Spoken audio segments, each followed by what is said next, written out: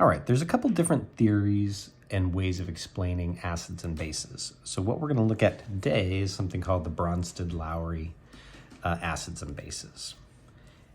In this particular theory, and we're just using the front, we're going to identify Bronsted-Lowry bases and Bronsted-Lowry acids. Conjugate acids and bases we'll talk about later. So we're just looking at the beginning part of the equation. The way that we identify it with this particular theory is the Bronsted-Lowry acid is a proton donor, that's H+,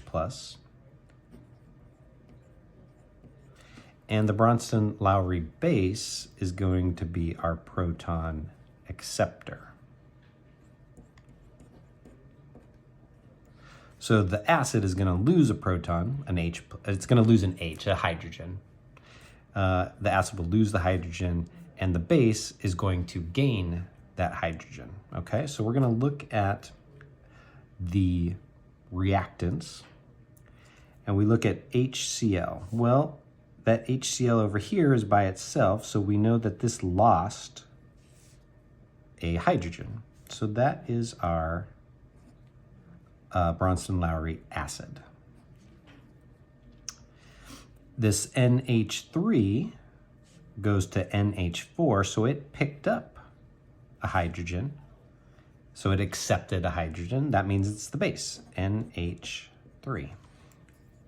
Let's do another one. Again, we're just looking at the reactants here. NH3 went to NH4 plus, so it accepted a hydrogen. So I've got NH3 again. My water went from H2O to OH minus, so it lost one of its hydrogens. That means it donated it. Okay, so my water, in this case, is my Bronsted-Lowry acid. Let's do one more. I have HCl again.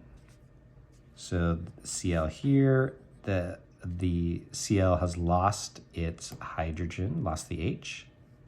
So that means this HCl was the donor. And the water molecule, H2O, turns into H3O. So this is the acceptor. It added a hydrogen. So that's our base, H2O. And you're just going to do that same thing for the rest of these, identifying the hydrogen donor and the hydrogen acceptor, all on the reactant side, okay? So you're only writing some of the molecules that are on the reactant side. We're not writing in any of the products. Okay, hope this helps.